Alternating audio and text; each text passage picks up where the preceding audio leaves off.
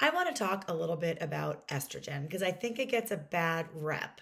We talk a lot about estrogen and its negative impacts. We talk about things like breast cancer, endometriosis, and fibroids, which all can be linked to the hormone estrogen. However, estrogen is also critically important for our fertility, for our menstrual cycle, for our bone health, and so much more. So let's talk a little bit about it. What is estrogen? Now, estrogen is a hormone that's made by our ovaries in response to the brain's stimulation with a hormone called FSH or follicle stimulating hormone. With every menstrual cycle at the very beginning, the brain starts to signal to the ovaries that it's time to make an egg and get ready for ovulation. And as that happens, as those follicles develop and mature into an egg that can be ovulated, the other cells called granulosa cells in the ovary start to make the hormone estrogen. And estrogen has a couple of really important actions during that time. The first is to thicken the lining of your uterus. It helps your uterine lining grow, and that way it can get ready for implantation. Second is that it helps you make fertile cervical mucus. Now, if you haven't heard me talk about fertile cervical mucus, you can go back and visit some of the other content, but it's estrogen that starts to have you make that egg white cervical mucus. Estrogen has a variety of other effects in the body, like helping to improve egg maturation. It tells the brain when you're ready to ovulate because you'll make this massive surge of estrogen when that egg is ready. And that tells your brain to switch and trigger ovulation through a hormone called LH.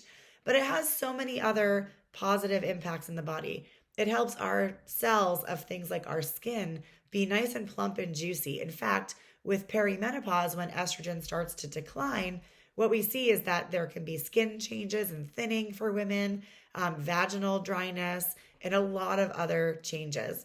Estrogen is also critical for bone health. So, why does estrogen get this bad rep? Because really two reasons. One, it does have negative connotations when it's not in balance. I talked about those at the beginning. Endometriosis is one that affects cycling women. Breast cancer and endometrial cancer are other examples that are really more severe. They cause tissues like fibroids to grow. They can cause your breasts to be tender. So estrogen can have some negative impacts. Oh, and mood. Estrogen can also impact mood and make people feel irritable, depressed, anxious, a wide variety of things. Now, this is all when it's out of balance. And those are some signs and symptoms that estrogen might be out of balance. So then the next question is, why does estrogen get out of balance? Now, one of the biggest problems we have is that in our environment, a lot of chemicals, different compounds, things like plastics and phthalates and BPAs, they mimic estrogen in the body. And so they can actually bind to our receptors, which are like the little ears on our cells that listen for estrogen, and trigger its effects within the cell. And we end up having what we would call estrogen dominance or estrogen excess. And sometimes it's not that your estrogen is actually too high, but your other hormones are out of balance, which allow estrogen to kind of go unchecked.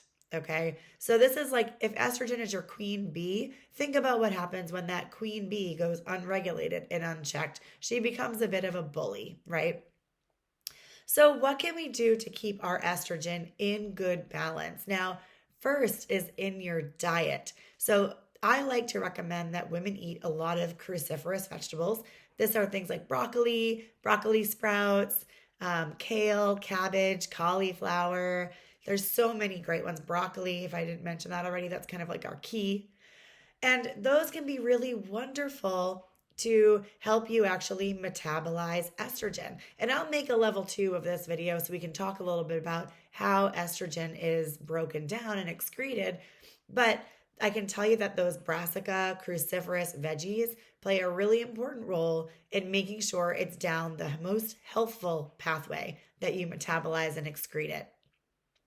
The second thing you can do to ensure estrogen balance and hormone balance is to make sure you're going to the bathroom every day. Estrogen is excreted through your stool. And so what that means is that if you're not pooping regularly, that stool that sits in your gut When it sits there, it allows your estrogen to be reabsorbed back into your bloodstream and recirculate. It's almost like taking a dose of estrogen medication again. It gets back into your body where it can have an effect. And that can be another reason why it starts to feel like it climbs too high. Now, number 3 is exposure to outside estrogens. So we don't want you to be getting a lot of environmental estrogens. We want you to focus on what your body makes in and of itself.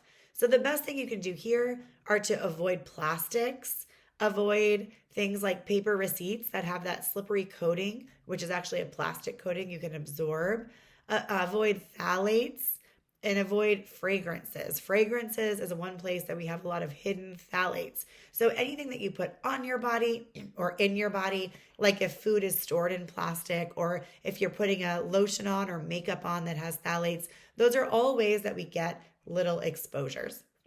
So those 3 things, diet, digestion, and exposures, are really the top 3 ways to make sure that you can keep your estrogen in check. Now, stay tuned for our next video, which will be all about how you metabolize, break down, and excrete estrogen. That's kind of an advanced way to think about how to keep that hormone in check.